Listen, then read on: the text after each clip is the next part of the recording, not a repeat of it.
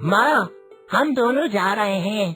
तुम पीछे से छुट्टी का और अपना ध्यान रखना। बाकी अगर कोई भी बात हो तो हमें तुरंत फोन कर देना, ठीक है? बेटा, तुम दोनों निश्चिंत होकर जाओ, लेकिन कल समय पर वापस आ जाना। घर आने में ज्यादा देर मत करना।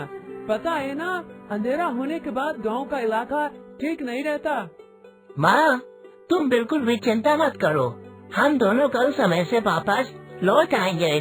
छुट्टी, तुम दादी माँ को ज्यादा परेशान मत करना। दादी माँ एक बार जो बात कहे उसे मान लेना, ठीक है? पापा पापा, आप बिल्कुल भी चिंता मत कीजिए। मैं दादी माँ को बिल्कुल भी परेशान नहीं करूँगी और उनका पूरा पूरा ध्यान रखूंगी। छुटकी की बात सुनकर सभी के चेहरे पर हंसी आ जाती है। कमलेश अपनी पत्नी गायत्री के साथ शहर अपने रिश्तेदार के यहाँ जा रहा था। अगले दिन में अपने घर आने के लिए बस से लौट रहा होता है। तभी सामने से आते एक ट्रक से उनकी बस का एक्सीडेंट हो जाता है। बस में सफर कर रहे कुछ लोगों की तो मौके पर ही मौत हो जाती है और वे भगवान को प्यारे हो जाते हैं। लेकिन भगवान की कृपा से कमलेश और उसकी पत्नी को ज्यादा चोट नहीं आई हुई रहती है और वह बच्चे निवास जाते हैं। लेकिन उनकी हालत बहुत गंभीर थी। उन्हें अस्पताल में भर्ती किया गया। कमलेश की माँ सुमित्रा बहुत देर से उनसे बात करने की कोशिश कर रही थी, लेकिन उससे बात हो ही नहीं पा रही थी। फिर थोड़ी देर बाद उसके पास अस्पताल से फोन आता है। सुनिए, आपके बहू और बेटी का एक्सीडेंट हो गया है। उन्हें एक्सीडेंट में काफी चोट लगी है, इसलिए आप जल्दी से अस्पताल आ जाइए। ये बात सुनकर उसकी माँ के पैरों तले से जमीन ही खिसक जाती है। वह चुटकी को पड़ोसियों के घर पर छोड़कर जल्दी से अस्पताल चली जाती है। डॉक्टर साहब, मेरे बहू बेटी ठीक तो है ना? उन्हें कुछ हुआ तो नहीं है ना? देखिए, हमने उन्हें बचा तो लिया है, लेकिन उनकी चोट बहुत ही गहरी और गंभीर है, इसलिए उन्हें ठीक होने में बहुत समय लगेगा। अभी कुछ समय तक वह चल फिर नहीं पाएंगे और न ही कुछ काम कर पाएंगे, इसलिए आपको उनका बहुत ध्यान रखना होगा। कुछ दिनों बाद सुमित्रा अपने बहू बेटी को लेकर अपने घर आ जाती है। ना जाने कौन सी मानुस घड़ी में हम घर से बाहर निकले थे। अगर हम कहीं जाते ही ना तो हमारे साथ ऐसा कुछ होता ही नहीं। अब घर की जिम्मेदारी कौन संभालेगा?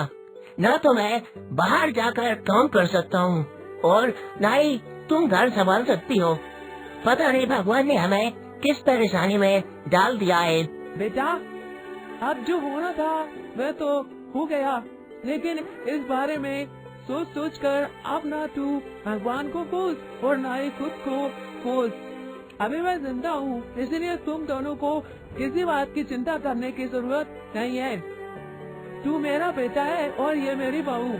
अगर तुम दोनों मेरी जिम्मेदारी इतनी अच्छे से निभा सकते हो तो मैं भी इस बुरे वक्त में सारी जिम्मेदारियाँ अच्छे से निभा सकती हूँ। बचपन से लेकर बड़े होने तक मैंने ही तुझे पाला पोसा है, तो कुछ समय और सही। लेकिन माँ, इस बुढ़ापे में तुम जाकर कहाँ काम करोगी? कैसे सब कुछ संभालोगी? तुम्हारी तबीयत भी तो पहले ही इतनी ज्यादा खराब रहती है। हाँ माँ जी, इस उम्र में आप कहाँ जाकर काम करेंगी? अभी कुछ दिनों में जब मेरी तबीयत थोड़ी ठीक हो जाएगी तो मैं बाहर जाकर कोई काम ढूंढ लूंगी। अरे तुम दोनों मेरी चिंता मत करो। और तू कहाँ जाकर इतनी जल्दी काम ढूंढेगी? तुझे डॉक्टर साहब की कई बात याद नहीं है क्या? उन्होंने कहा था तू अभी काम धंधा नहीं कर सकती, तेरी हालत बहुत ज्यादा नाजुक है। तुझे समझ नहीं आता क्या? सुमित्रा दादी काम ढूंढने के लिए काफी सारी जगहों पर जाती है, लेकिन उनकी उम्र की वजह से उन्हें कोई काम नहीं देता। तो चलते चलते वह एक ढाबे पर पहुंच जाती है। बेटा सुनो, मुझे इस समय काम की बहुत ज्यादा जरूरत है। तुम नहीं जानते मेरे पर किस तरह से मुसीबतों का पहाड़ टूट पड़ा है। अगर तुम लोगों के पास मेरे लिए कोई काम है तो मुझे काम पर रख लो। मैं ढाबे का जितना भी काम हो सब कर दूंगी। देखिए माँ जी, ढाबे पर काम वाले की जरूरत तो है, लेकिन आपकी उम्र को देखकर मुझे लग नहीं रहा कि आप ढाबे का सारा काम संभाल लेंगी।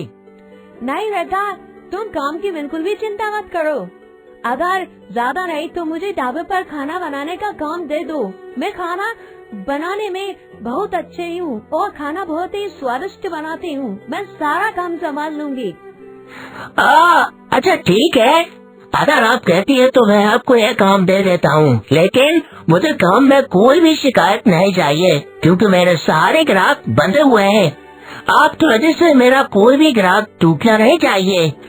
नहीं बेटा, तुम इस बात की चिंता बिल्कुल ही मत करो। मैं बहुत ही लगन और मेहनत से काम करूँगी। अगले दिन से सुमित्रा दादी ढाबे पर खाना बनाने का काम करना शुरू कर देती है। अरे वाह वाह भैया वाह, आज तो आपके ढाबे पर खाना खाकर मजा ही आ गया।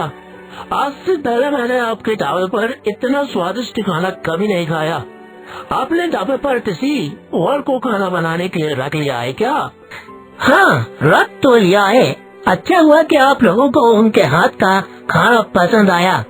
आज से यही आप सबके लिए खाना बनाएंगी। सुमित्रा दादी इस प्रकार से ढाबा पर खाना बनाने का काम करने लगती है और घर आकर भी वही खाना बनाती है। इस प्रकार से सुमित्रा अपने घर परिवार को संभालती है, जब तक कि उसके बेटे बहू